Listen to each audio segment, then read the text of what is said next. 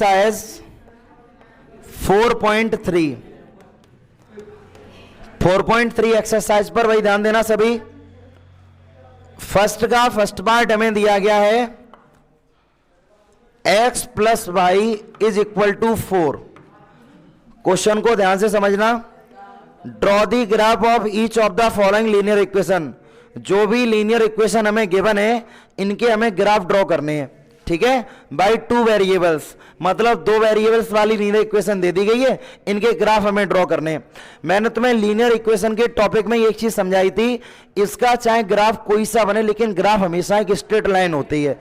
तो देखो हम इसके ग्राफ को ड्रॉ कैसे करेंगे, बोर्ड पर सभी ध्यान देना। ड्रॉ करने का इजी मेथड क्या है, एक्स और वाई। एक बार तुम x का कोऑर्डिनेट 0 मान लो और एक बार y का कोऑर्डिनेट 0 मान लो। ये 0 मानने से, ये इसलिए हमने 0 माना है क्योंकि मैंने तुम्हें ये चीज समझाई थी, अगर कोई भी लाइन किसी भी कोऑर्डिनेट एक्सिस को कट करेगी, जैसे अगर x एक्सिस को कट कर रही है तो वहां पर y 0 होगा, और अगर y एक्सिस को कट करेगी तो वहां पर x 0 होगा। तो यहां पर मैंने एक कोऑर्डिनेट पहले से ही 0 मान लिया है, तो ये वाला कोऑर्डिनेट y एक्सिस को कट करेगा और ये वाला कोऑर्डिनेट x एक्सिस को कट करेगा, तो लाइन हमें एग्जैक्ट लाइन मिलेगी। देखो यहां पर जब तुम x को 0 रखोगे तो x की जगह पर 0 रख दो, तो y बराबर कितना हो गया 4। मतलब क्या है, केस फर्स्ट में अगर नहीं समझ पा रहे तो यहां पर देख लो, x बराबर हमने 0 रखा है, तो 0 plus Y is equal to 4, तो y इक्वल टू कितना आ गया हमारे पास 4। केस सेकंड में y बराबर 0 रखो, तो जैसे ही y बराबर 0 रखेंगे तो x प्लस 0 बराबर 4, तो x इक्वल हमारे पास कितना आ जाएगा 4, तो यहां पर ये 4 आ गया, ठीक है। अब लीनियर का ग्राफ है तो ग्राफ हमेशा एक स्ट्रेट लाइन होगी, तो ग्राफ को यहां पर ड्रॉ करो। तो जैसे ही ग्राफ यहां पर हम ड्रॉ करेंगे, ये x है, ये x डैश है, ये y है और ये y डैश है। अगर हम ग्राफ पेपर पर ग्राफ को ड्रॉ करेंगे तो कोई भी प्रॉब्लम नहीं है, लेकिन अगर हम जनरल नोटबुक पर ड्रॉ करेंगे तो सिर्फ इसका ध्यान रखना, ये वाला पॉइंट होता है O, इसको हम लोग बोलते हैं ऑरिजिन। ऑरिजिन के कोऑर्डिनेट 0,0, और यहां पर जो हम लाइन ड्रॉ करेंगे, ये वाले जो पॉइंट है, ये 0 से पॉइंट की डिस्टेंस, मतलब ये जो कोऑर्डिनेट पॉइंट होते हैं इनकी डिस्टेंस आपस में बराबर होनी चाहिए। जैसे यहां से 0 से लेकर, अगर मैं इसका नाम अगर 1 दे दूं और ये 2 दे दूं, तो 0 से 1 तक की डिस्टेंस और 1 से 2 तक की डिस्टेंस आपस में कैसी होनी चाहिए, इक्वल। अब ये पॉइंट यहां पर तुम बना लो, ये पॉइंट हमने यहां पर ड्रॉ कर लिए। देखो यहां से सभी पॉइंट एक एग्जैक्ट डिस्टेंस पर होने चाहिए अगर हम जनरल पेपर पर ग्राफ बना रहे हैं तो, वरना ग्राफ पेपर पर बनाएंगे तो कोई भी प्रॉब्लम नहीं होगी। ये 3 हो गया, ये 4 हो गया, ये 5, ये देखो ये 1, ये 2 और ये 3 और ये 4, ये 5। जिधर डैश होता है उधर के सभी कोऑर्डिनेट कैसे होते हैं, माइनस के। ये -4 हो गया, -1, -2, -3, -4, -5। और मैंने तुम्हें जब कोऑर्डिनेट ज्योमेट्री एक चैप्टर पढ़ाया था इससे प्रीवियस चैप्टर, तो मैंने ये भी चीज तुम्हें बताई थी, ये एक ऐसा कोऑर्डिनेट होता है इसमें दोनों ही प्लस प्लस के होते हैं। इसमें x निगेटिव होता है y प्लस का, और इस वाले में दोनों ही निगेटिव होते हैं, और इस वाले में x पॉजिटिव और y निगेटिव होता है। ये हमारा पहला क्वाड्रेंट होता है, ये सेकंड क्वाड्रेंट, ये थर्ड क्वाड्रेंट होता है, और ये फोर्थ क्वाड्रेंट होता है, ठीक है। अब हम ग्राफ को ड्रॉ करेंगे, तो देखो यहां पर जब x पर 0 है तो y पर हमें कितना मिला है 4, तो मतलब y पर मिल गया 4। कोई पॉइंट y एक्सिस पर ही लाई कर रहा तभी तो x 0 है वहां पर, और जब हमें y 0 मिला है तब x इक्वल कितना है यहां पर 4, तो इसका मतलब अब वो डायरेक्टली केवल x पर ही है। तो भाई इसको और इसको दोनों को ज्वाइन कर लो। अब यहां से मैंने एक लाइन ड्रॉ कर दी, तो ये वाली लाइन एक स्ट्रेट लाइन है, और ये लाइन है वो, इसकी इक्वेशन है हमारे पास x plus Y is equal to 4, ठीक है। इस इक्वेशन का ये ग्राफ हो गया, नोट करो इसको जल्दी से। 4.3 फर्स्ट का सेकंड पार्ट देखो सभी, x minus y is equal to 2, x minus y equal 2 हमें दिया गया, ठीक है। हमें ग्राफ ड्रॉ करना है, तो ग्राफ ड्रॉ करने का मैंने तुम्हें तरीका बता दिया था कि हम यहां पर ग्राफ को ड्रॉ करेंगे, यहां पर केस मानकर देखना, यहां पर x और y, एक बार x की वैल्यू 0 मान लो और एक बार y की वैल्यू 0।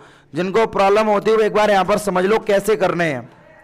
एक बार हमने x की वैल्यू 0 पुट की इसमें, तो 0 माइनस के वाई इज इक्वल टू 2, तो वाई बराबर आ गया माइनस का 2। केस सेकंड, एक बार वाई की वैल्यू 0 मान लो, तो ये हो जाएगा तुम्हारे पास x minus 0 is equal to 2, तो x इक्वल हमारे पास आ जाएगा यहां पर 2। मतलब जब हमने x की वैल्यू 0 रखी तो y की वैल्यू हमारे पास आई है -2, और जब मैंने y की वैल्यू 0 रखी तो x की वैल्यू हमारे पास आ गई है 2। ठीक है, ग्राफ को ड्रॉ कर दो। तो ग्राफ ड्रॉ करने का लॉजिक यही है कि जो वर्टिकल लाइन होती है वो हमारी y एक्सिस होती है और हॉरिजॉन्टल लाइन हमारे पास x एक्सिस होती है, y और y डैश। ठीक है, y इस वाली लाइन को हम बोलते हैं वर्टिकल लाइन, वर्टिकल लाइन या एक्सिस, और ये वाली लाइन है तुम्हारे पास हॉरिजॉन्टल लाइन, ठीक है, या एक्सिस। अब देखो यहां पर सभी, जब इनके कोऑर्डिनेट को जब हम रिप्रेजेंट करेंगे तो x की हाईएस्ट वैल्यू 2 है और y की -2 है। तो देखो यहां से मैं यहां पर इक्वल डिस्टेंस पॉइंट ड्रॉ करेंगे, ये वाला पॉइंट हमारा O होता है, ये हमारा ऑरिजिन होता है। ठीक है, तो ये इक्वल डिस्टेंस हमने पॉइंट यहां पर ड्रॉ कर लिए, और जिधर डैश होता है उधर के सभी कोऑर्डिनेट नेगेटिव होते हैं। जब x पर 0 है तो y पर -2, तो -2 का मतलब ये वाला पॉइंट है, और जब x पर 2 है तो y पर 0, 2 का मतलब ये वाला पॉइंट है। इन दोनों पॉइंट को हम ड्रॉ कर लेंगे, और मैंने बता दिया था लीनियर से जो भी हमें ग्राफ मिलता है वो हमेशा एक स्ट्रेट लाइन होती है, तो ये हमारी स्ट्रेट लाइन हो जाएगी और इसका ग्राफ हो जाएगा x minus y is equal to 2। Note करो इसको। फर्स्ट का हमें थर्ड पार्ट करना है, ठीक है, थर्ड पार्ट हम कराएंगे, और फोर्थ वाला पार्ट इसका होमवर्क में है, डू योर सेल्फ।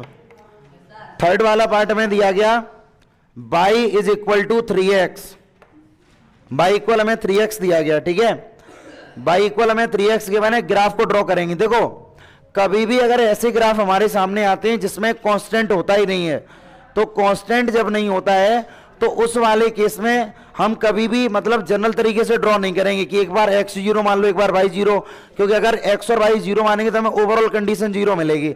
तो ऐसी सिचुएशन में जो वैल्यू सेपरेट होती है, जैसे देखो यहां पर x और y, अब सेपरेट हमारी x है, मतलब x वैल्यू है, ये वैल्यू हम अपनी तरफ से लेट करेंगे, तो हम अपनी तरफ से वैल्यू लेट करेंगे, एक बार माइनस का 1 मान लो और 0 मान लो, और एक बार प्लस का 1 मान लो।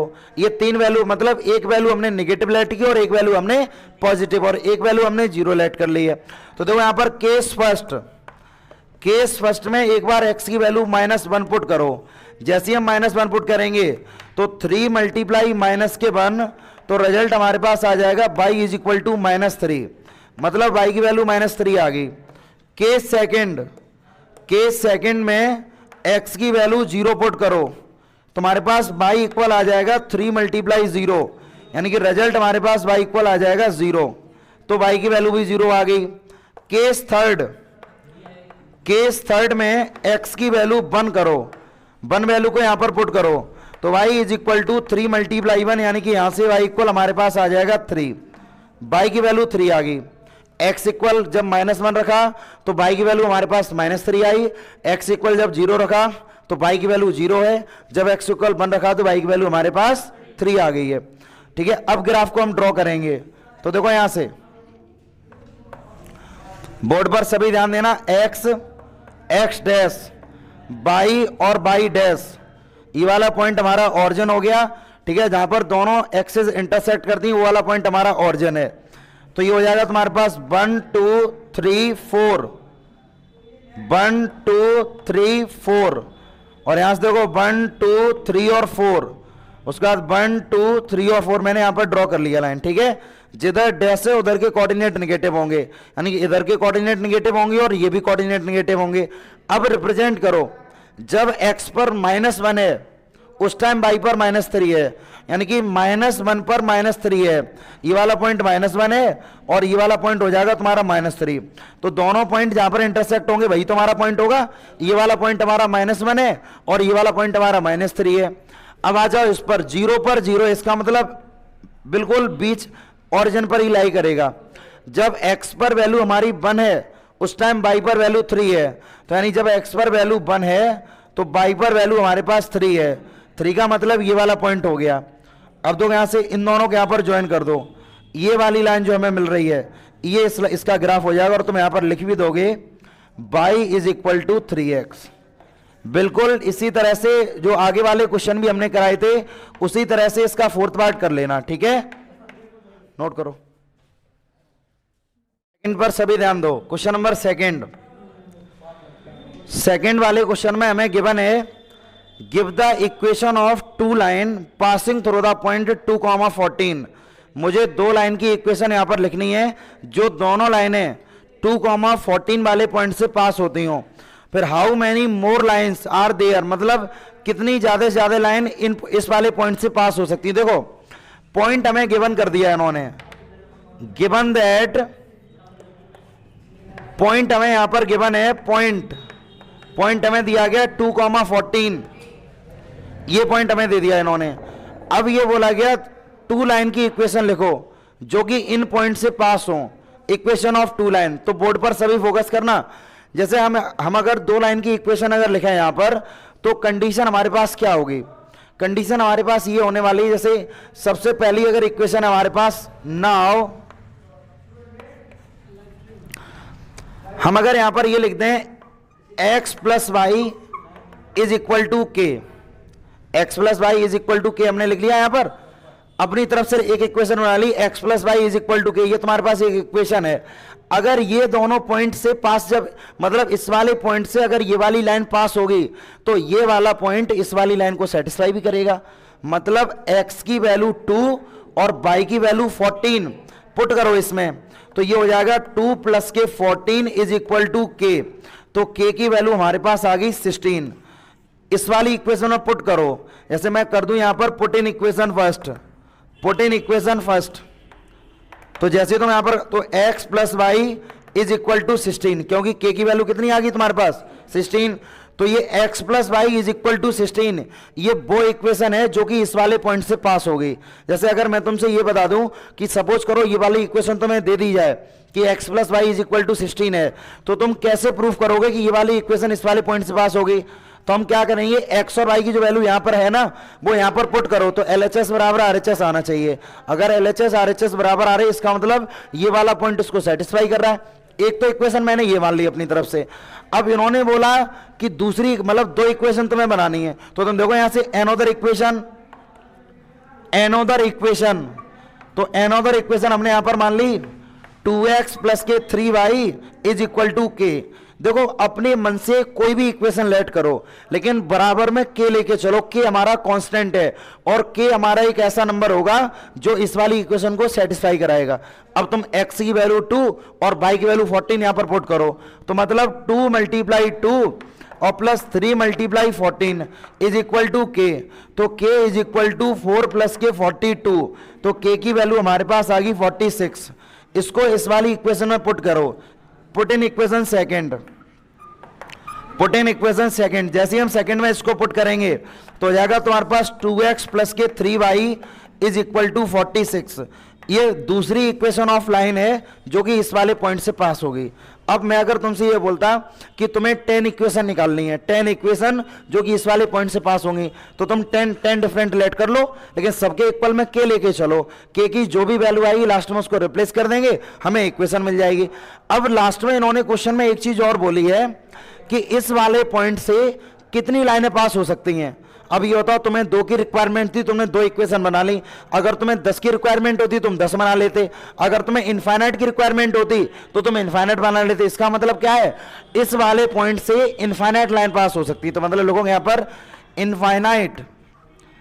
इनफाइनाइट लाइंस, ठीक है, passing through this point, passing through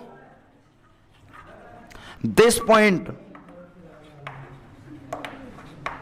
यही आंसर है। नोट करो इसको। क्वेश्चन नंबर 3 पर सभी ध्यान देना। Question number 3, if the point 3,4 lie on the graph of the equation 3y is equal to ax plus 7, जो 3,4 जो पॉइंट है वो इस वाली लाइन पर लाई कर रहे हैं, तो बोला गया find the value of a की वैल्यू को हमें फाइंड आउट करना है। तो एक बार क्वेश्चन पर सभी फोकस करना। 3 वाले क्वेश्चन में इक्वेशन हमें गिवन कर दी गई है 3y is equal to ax plus के 7। ये इक्वेशन नंबर फर्स्ट है। ये इन्होंने क्या बोला क्वेश्चन में कि ये जो इक्वेशन ऑफ लाइन हमें गिवन है इस वाली लाइन पर point 3,4 are lie on the line, ठीक है। देन x बराबर 3 और y बराबर 4, ठीक है। Put in equation first.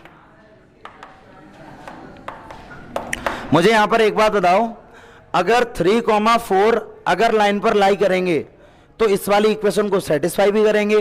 तो x बराबर 3 और y बराबर 4, इसको इक्वेशन नंबर फर्स्ट में पुट करो तो 3 multiply 4 is equal to a multiply 3 plus के 7, 4 3 जा 12 और 3a प्लस के 7। तो यहां से अगर मैं 3a इक्वल निकालूं तो 12 माइनस के 7, तो 3a इज इक्वल टू 12 में से 7 को माइनस करो, 5 बचेगा हमारे पास। तो जब यहां से a इक्वल हम कैलकुलेट करेंगे तो 5/3 और यही a की वैल्यू है। नोट कर लो इसको। 4 वाले क्वेश्चन में ये बोला गया हमसे a taxi fare in a city is as follow. For first kilometre the fare is ₹18 and for the subsequent distance is ₹5 per kilometre. Taking the distance as x kilometre and total fare ₹y।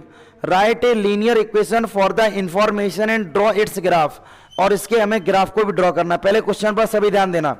एक taxi वाला है, शुरुआत का जो पहला kilometre है उसके तो 8 रुपए लेता है, फिर उसके बाद जितने भी किलोमीटर डिस्टेंस ट्रेवल उससे होगा तो उसके वो 5 रुपए पर किलोमीटर के हिसाब से रुपए ले रहा है। तो ये बोला गया टोटल डिस्टेंस x था और एक कस्टमर ने टोटल रुपए उसे 22 दे दिए, ठीक है। तो क्वेश्चन में तुमसे ये बोला गया draw the statement in linear equation and also draw the graph, और ग्राफ को हमें ड्रॉ करना है। तो बोर्ड पर फोकस करो सभी। क्वेश्चन नंबर 4 है, इन्होंने पहले से ये गिवन कर दिया, given that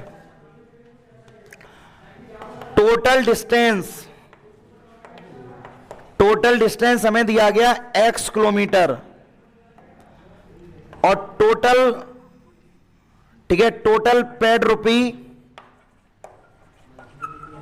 is equal to ₹y। Board पर ध्यान देना सभी। टोटल डिस्टेंस x है और टोटल रुपी जो उसने पेड कर दिए वो y है। अब ये बोला गया शुरुआत के पहले किलोमीटर के तो 8 रुपए हैं और बचे हुए किलोमीटर के हिसाब से वो 5 रुपए लेता है। तो पहले बोर्ड पर फोकस करना। अकॉर्डिंग टू द क्वेश्चन, मतलब उसने टोटल कितने रुपए दे दिए, टोटल उसने 22 रुपए दे दिए, उसको 22 रुपए दे दिए। पहले किलोमीटर के तो वो 8 रुपए देगा, फर्स्ट किलोमीटर को उसने 8 रुपए दे दिए। फिर प्लस जब वो रिमेनिंग किलोमीटर से डिस्टेंस ट्रेवल करेगा उसके पास टोटल x किलोमीटर डिस्टेंस था, 1 किलोमीटर डिस्टेंस उसने ट्रेवल कर लिया तो बचा डिस्टेंस उसके पास x-1, क्योंकि 1 किलोमीटर तो वो चल गया तो उसके पास डिस्टेंस x-1 बचा है। तो x-1 के वो 5 रुपए देगा, 5 रुपए पर किलोमीटर। बोर्ड पर यहां पर इस वाली कंडीशन पर फोकस करना। टोटल रुपए उसने 22 दे दिया।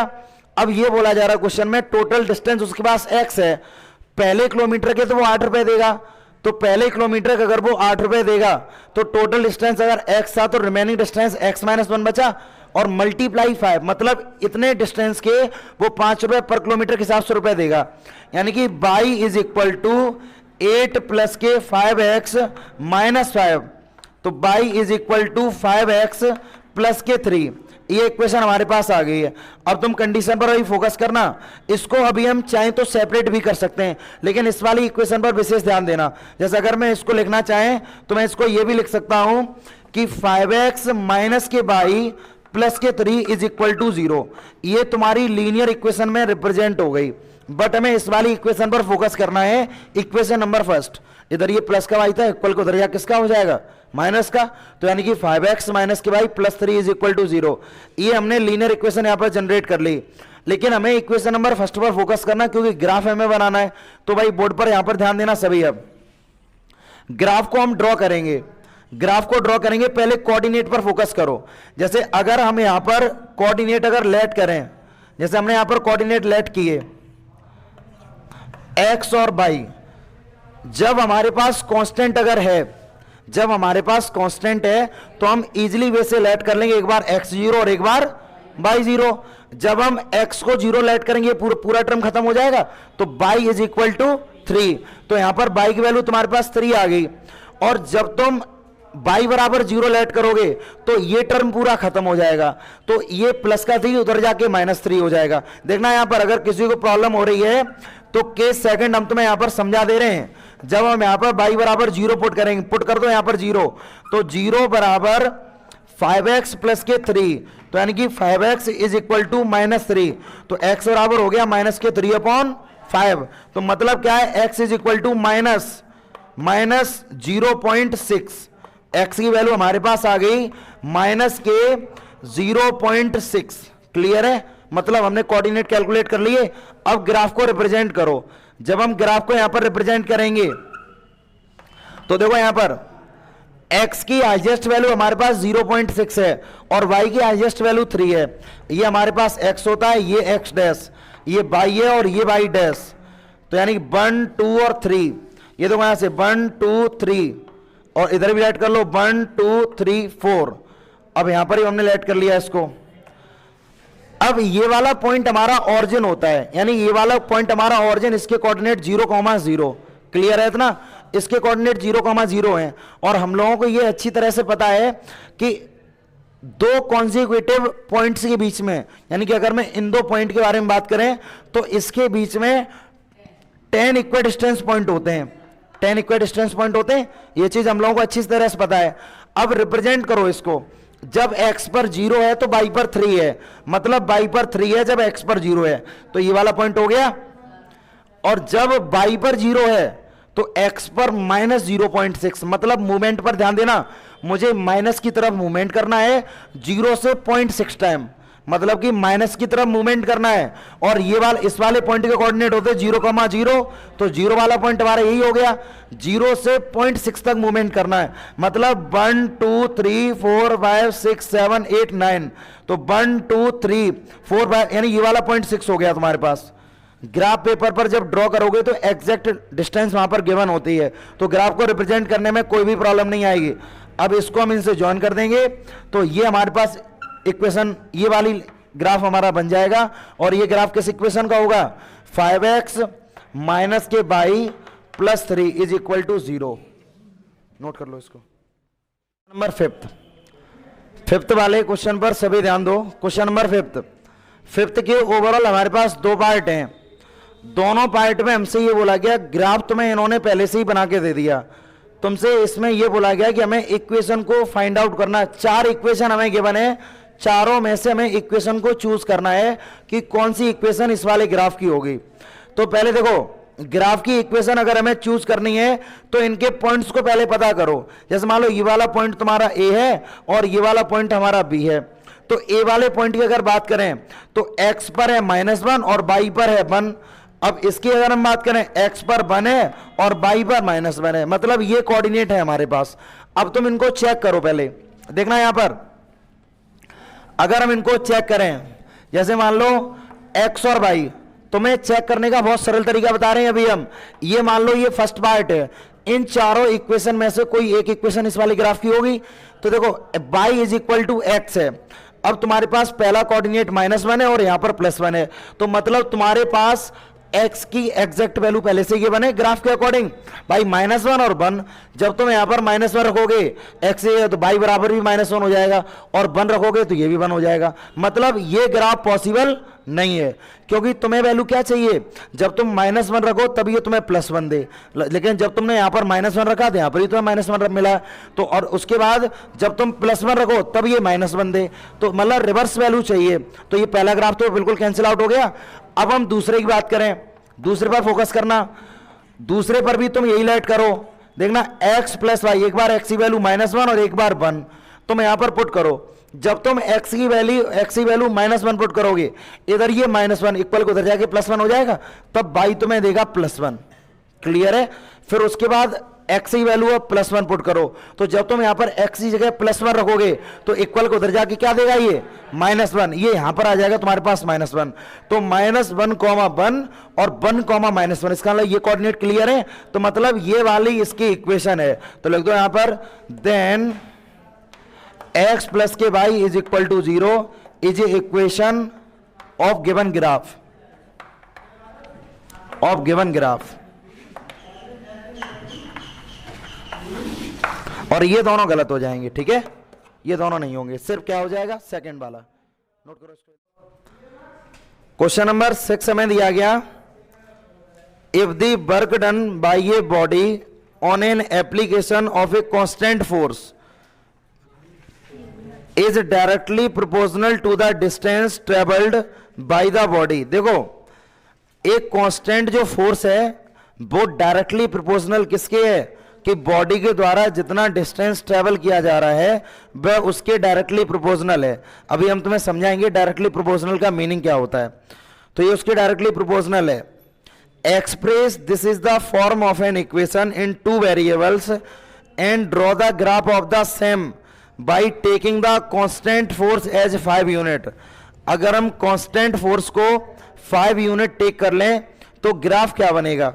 Also read from the graph the work done when the distance traveled by a body is 2 unit and 0 unit। Distance उसके द्वारा 2 यूनिट का मतलब 2 यूनिट ट्रेवल किया जा रहा है और उसके बाद मतलब 0 यूनिट ट्रेवल किया जा रहा है। अब देखो यहां पर पहले तो वर्क डन की हम बात करेंगे। तो मैं work done by a body on application constant force, मतलब वर्क डन जो किया जा रहा है वो कांस्टेंट फोर्स के साथ किया जा रहा है। अब जो फोर्स हमारा है वो directly proportional to the distance travelled, मतलब कांस्टेंट यहां पर फोर्स है, ठीक है, क्वेश्चन को ढंग से समझना। कांस्टेंट यहां पर फोर्स है, हमारे पास क्या दिया गया चलो कोई बात नहीं, मैंने ये बोला है फोर्स हमारा कांस्टेंट है। अब जो कांस्टेंट फोर्स है वो डिपेंड करता है 2 वेरिएबल, एक तो हमारा वर्क है और दूसरा हमारा डिस्टेंस है। तो वर्क और डिस्टेंस इन दोनों को ही हमें एज्यूम करना पड़ेगा। तो बोर्ड पर ध्यान देना सभी। Question number 6, let with the work done by a body is equal to y, ये बाई मान लो या एक्स मान लो, जैसे हमने इसको बाई मान लिया, ठीक है, मतलब कि हमने किसी भी बॉडी के द्वारा जो वर्क किया गया उसको हमने बाई मान लिया कि किसी भी बॉडी के द्वारा बाई वर्क हो गया। अब बाई अगर वर्क है तो total distance travelled by a body is equal to x. अगर टोटल वर्क अगर उससे बाई हो रहा है तो बॉडी के द्वारा टोटल डिस्टेंस क्या है तुम्हारे पास, एक्स है।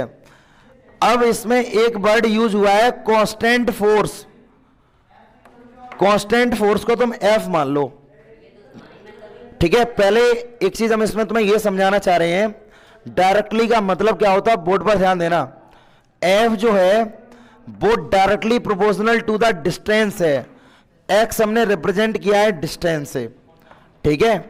अब कंडीशन को पहले समझना, अगर मैंने x को डिस्टेंस से रिप्रेजेंट किया है तो मतलब इसका क्या है कि अगर तुम फोर्स को इंक्रीज करोगे तो डिस्टेंस भी इंक्रीज होगा। फोर्स को अगर हम इंक्रीज अगर करेंगे तो भाई डिस्टेंस भी हमारा कैसा होगा, इंक्रीज होगा। क्लियर है इतना। अब इसका मतलब क्या है, अगर ये इंक्रीज होगा और इन्होंने बोल दिया जो कांस्टेंट फोर्स है वो तुम्हारे पास 5 यूनिट है, कांस्टेंट फोर्स तुम्हारे पास 5 यूनिट है, तो according to the question total work जो तुम्हारा होगा वो किसके इक्वल हो जाएगा, 5x के इक्वल। 5 हमारा फोर्स हो जाएगा इसमें और x हमारा डिस्टेंस है, क्योंकि डिस्टेंस का रिलेशन है इसके साथ, तो y is equal to 5x हो गया। इसको तुम बना लो equation number first, y is equal to 5x। Clear है इतना। अब पहला केस हमें दिया गया है, हमें तो ग्राफ ड्रॉ करना है, ग्राफ को हम ड्रॉ करेंगे। पहला केस हमें यह दिया गया है कि अगर 2 यूनिट और सेकंड है तुम्हारे पास 0 यूनिट, यानी कि ये डिस्टेंस है। अगर डिस्टेंस हम 2 यूनिट ट्रेवल करें या 0 यूनिट ट्रेवल करें तो वर्क कितना होगा। तो देखना यहां पर केस फर्स्ट, अगर डिस्टेंस यानी x की वैल्यू 2 अगर है, बोर्ड पर फोकस करना सभी, x की वैल्यू अगर 2 यूनिट है तो y is equal to 5 multiply 2 यानी कि 10 यूनिट। अगर x की वैल्यू 2 यूनिट है तो y बराबर 10 यूनिट हो गया। इतना क्लियर है। अब सेकंड केस पर ध्यान दो। केस सेकंड पर अगर x की वैल्यू 0 यूनिट है तो y बराबर, अब तुम x या 0 रखो, 5 मल्टीप्लाई 0 तो y बराबर भी 0 यूनिट हो गया। तो इनका मतलब क्या है, पहले मतलब की बात यहां पर समझो। 0 यूनिट का मतलब है अगर बॉडी के द्वारा डिस्टेंस ट्रेवल होगा। देखो वर्क की भी हम बात बता दें, यहां पर वर्क यहां पर हम लोगों ने यूज किया है। तो वर्क का मतलब क्या है, बॉडी अगर डिस्प्लेसमेंट डिस्टेंस अगर ट्रेवल करेगी, समय के अकॉर्डिंग अगर वो डिस्टेंस ट्रेवल करेगी तभी बॉडी के द्वारा वर्क होगा। मतलब क्या है, डिस्प्लेसमेंट होना चाहिए तभी वर्क है। डिस्प्लेसमेंट का मतलब होता है डिस्टेंस। जैसे मान लो एक पर्सन है, वो अगर मान लो दोनों हाथ में सूटकेस पकड़ अगर खड़ा हो जाए, केवल खड़ा रहे, डिस्टेंस ट्रेवल ना करे, तो इसका मतलब उसके द्वारा कोई भी वर्क नहीं हुआ। वर्क जब ही होता है, जब फिजिक्स में जब तुम पढ़ोगे तो वर्क जो है वो डिपेंड करता है डिस्टेंस ट्रेवल्ड पर। बॉडी के द्वारा जितना डिस्टेंस ट्रेवल होगा उतना ही वर्क होगा। सेम कंडीशन यहां पर है। जब इसके द्वारा 2 यूनिट डिस्टेंस ट्रेवल किया तो वर्क हमारा 10 यूनिट हो गया। जब इसके द्वारा 0 यूनिट डिस्टेंस ट्रेवल किया तो वर्क हमारा हो गया 0 यूनिट, क्योंकि जब डिस्टेंस ही नहीं ट्रेवल किया तो वर्क भी नहीं होगा। क्लियर है इतना? ये था। अब इन्होंने क्वेश्चन में एक चीज और बोली है। क्वेश्चन में इन्होंने ये बोला इस वाली सिचुएशन का तुम्हें ग्राफ बनाना है। तो देखो ग्राफ हम बनाएंगे, पहले इस वाली इक्वेशन पर ध्यान देना। मैंने कल तुम्हें एक चीज समझाई थी, इसमें अगर हमारे पास लीनियर इक्वेशन में कांस्टेंट अगर गिवन ना हो, जैसे y is equal to 5x है तो यहां पर कोई भी कांस्टेंट नहीं है, तो कांस्टेंट अगर गिवन नहीं है तो हम 0 0 नहीं लेट करेंगे। मतलब यहां पर मैंने x और y मान लिया, सेपरेट हमारा x है, तो एक बार x की वैल्यू -1 मान लो, एक बार 0 मान लो और एक बार हम यहां पर 1 मान लें। तो x की वैल्यू जब तुम -1 यहां पर रखोगे तो -1 मल्टीप्लाई 5 यानी कि -5, 0 रखोगे तो 0 और 1 रखोगे तो यहां पर आ जाएगा 5। अब तुम ग्राफ को ड्रॉ करो, बोर्ड पर ध्यान देना सभी। हमने यहां से ग्राफ को ड्रॉ किया, देखो 1 2 3 4 5 और 6, 1 2 3 4 5 और 6, देखो यहां से ये मैंने यहां से ग्राफ ड्रॉ किया है।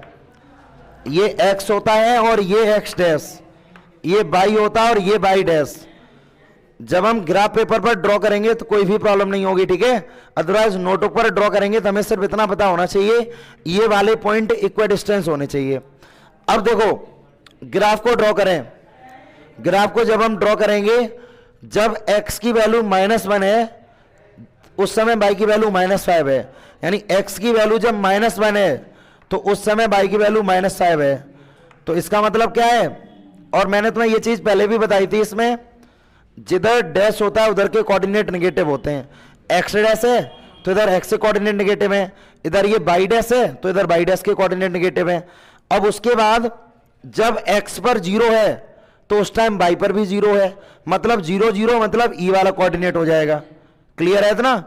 उसके बाद देखो यहां पर जब x का कोऑर्डिनेट 1 है उस समय y का कोऑर्डिनेट 5 है, तो जब ये x तुम्हारा 1 है तो उस समय y तुम्हारा 5 है, 5 का मतलब e वाला पॉइंट।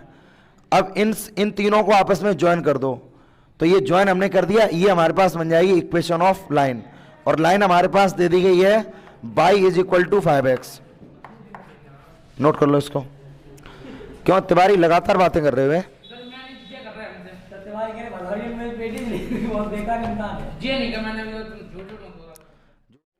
क्वेश्चन नंबर 8 हमें दिया गया, in the country like USA and Canada temperature is measured in Fahrenheit, whereas in country like India it is measured in Celsius.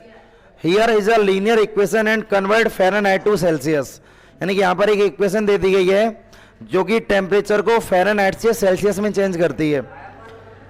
Draw the graph of the linear equation above the using Celsius for x axis and Fahrenheit for y axis.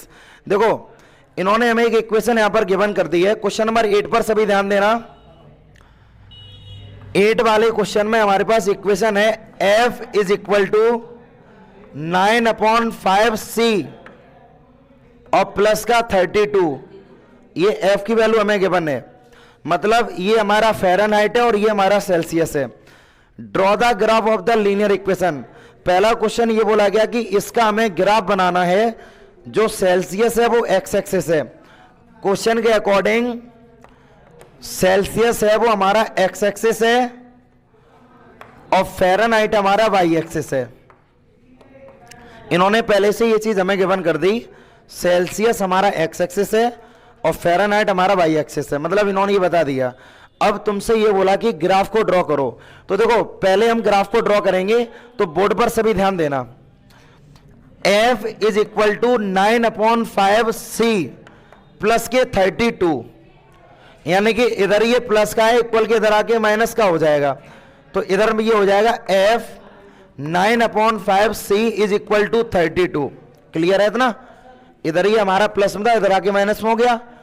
अब हम अगर इसको solve करें, board पर सभी ध्यान देना, अगर इसको हम सॉल्व करेंगे जब, यानी कि मैंने ये बोला था तुमसे, अगर कांस्टेंट हमें गिवन है, जैसे ये हमें कांस्टेंट में 32 दे दिया गया, अगर हमें किसी भी लीनियर इक्वेशन का कांस्टेंट गिवन है तो ग्राफ बनाना बहुत ज्यादा आसान है।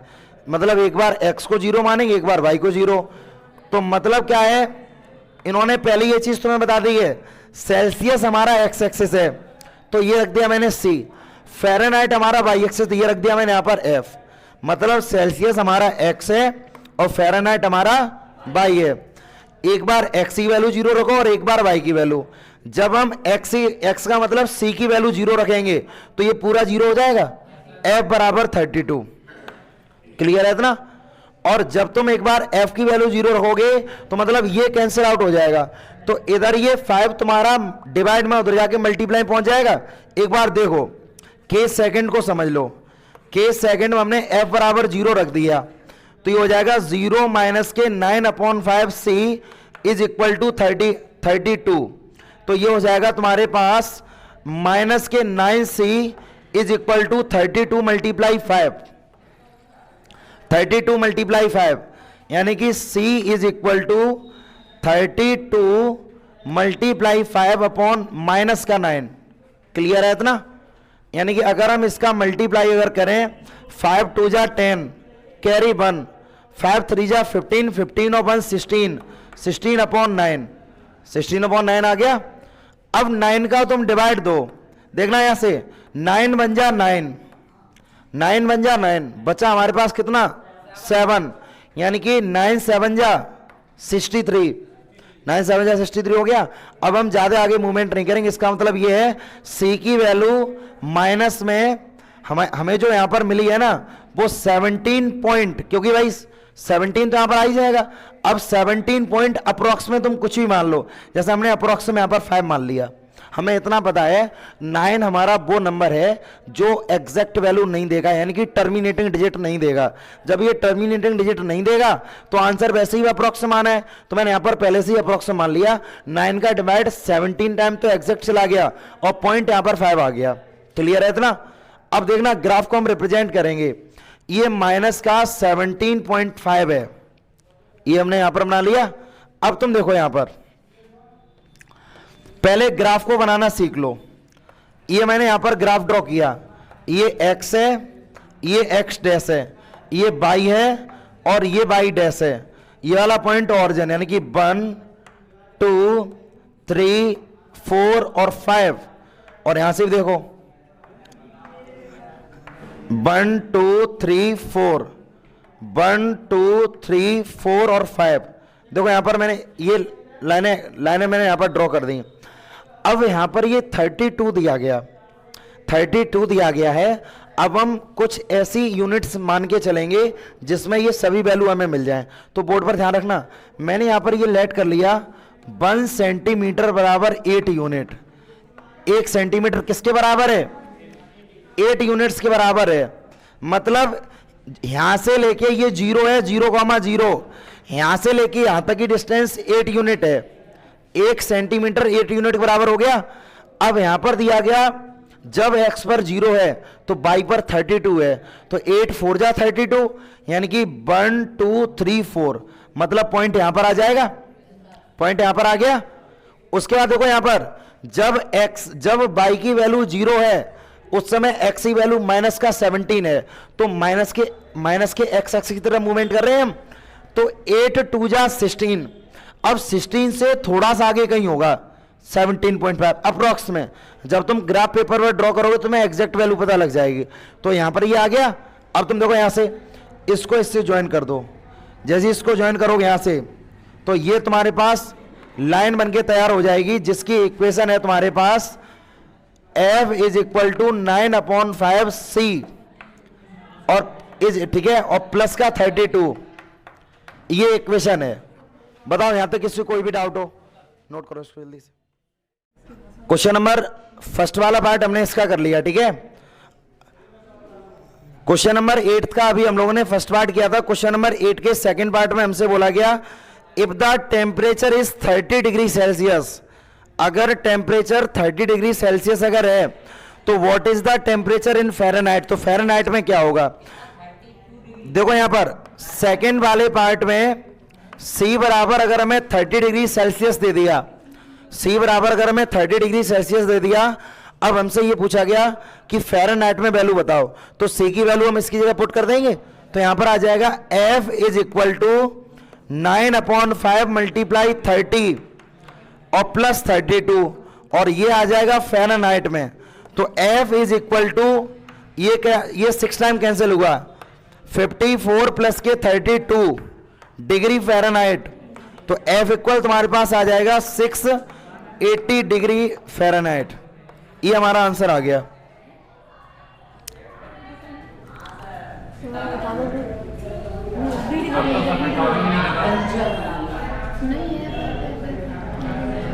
मैं ये तो बार बार ये मना कर रहा हूँ, तुम्हें क्या पागल लग रहे हैं हमें तब से, मतलब बार बार इस चीज़ को मैं मना कर रहा हूँ यहाँ पर कि शोर मत करो, शोर मत करो। अभी 2 मिनट के अंदर समझ में आ जाएगा फिर। अब तुम सिर्फ बोलो, ठीक है। अब तुम सिर्फ मुझे बोल के केवल दिखाओ, अब तुम्हें पता लग जाएगा क्या मतलब है। तुम बोलो, और मैंने अगर पीछे अगर मुड़ के देखा, जो जिसने भी इधर उधर बात की या बोलते हुए नजर आ गया, मुझे मतलब नहीं है तुम क्या कर रहे हो क्या नहीं कर रहे हो, तुम पिटोगे सिर्फ। अब इस वाले क्वेश्चन के बाद देख लो, सभी ध्यान देना। यहां पर F is equal to 9/5 C plus 32, तो हमसे बोला क्या अगर C की वैल्यू 30 डिग्री सेल्सियस अगर है तो फ़ारेनहाइट में कितनी होगी। तो C की जगह पर हम 30 डिग्री सेल्सियस पुट कर दें, तो जहां पर C है वहां पर मैंने 30 पुट कर दिया। 5 से कैंसिल करो, 6 टाइम कैंसिल होगा, 9 6 जा 54 प्लस के 32, इन दोनों प्लस करो 86 डिग्री फ़ारेनहाइट। अब क्वेश्चन नंबर इसका ही थर्ड पार्ट हमें गिवन है। थर्ड पार्ट हमें दिया गया है 95 डिग्री फ़ारेनहाइट, यानी F की वैल्यू हमें यहां पर दे दी गई है 95 डिग्री फ़ारेनहाइट। अगर F की वैल्यू 95 डिग्री फ़ारेनहाइट है तो what is the value in Celsius, तो इसकी वैल्यू सेल्सियस में क्या होगी। तो देखो यहां पर अब हम F की जगह पर ये वाली जो हमारे पास इक्वेशन है, तो F की जगह पर हम 95 पुट कर दें, यानी कि put in equation first, put in equation first.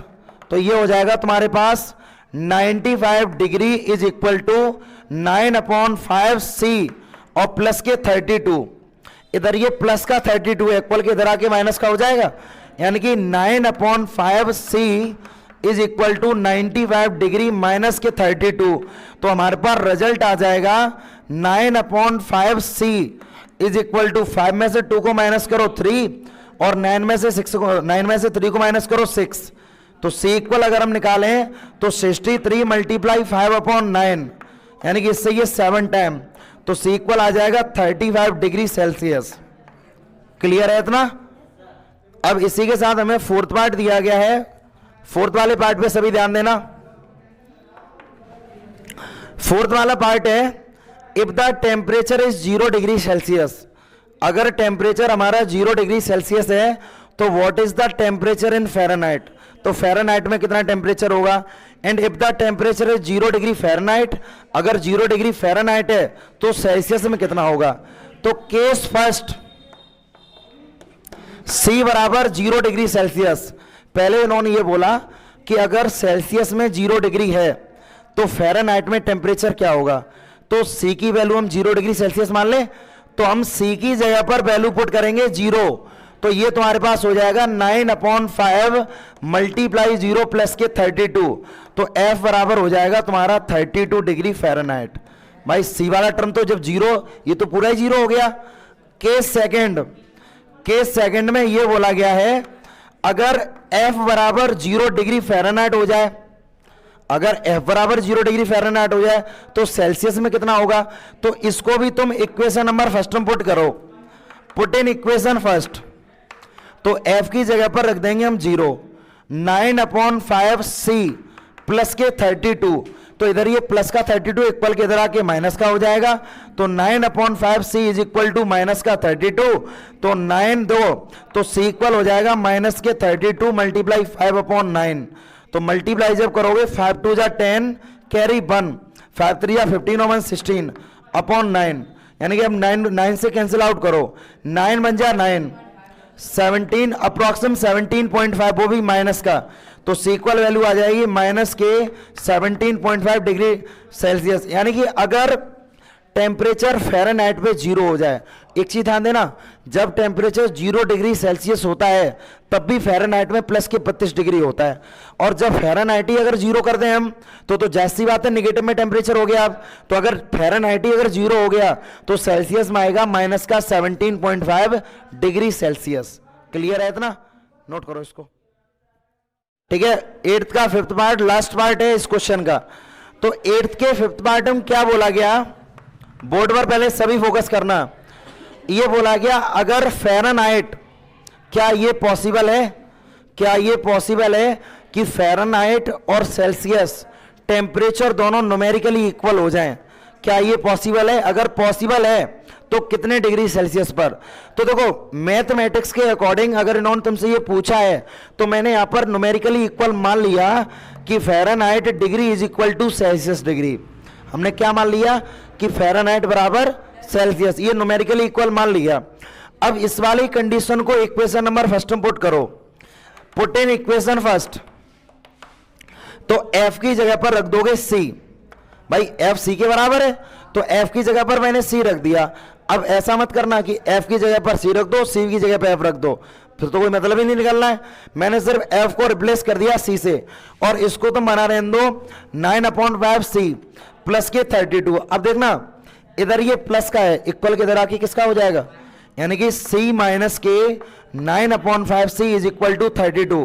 1 मान लो यहां पर, 5C माइनस के 9C upon 5 is equal to 32, cross multiply कर दो। क्रॉस मल्टीप्लाई हमने यहां पर कर दिया।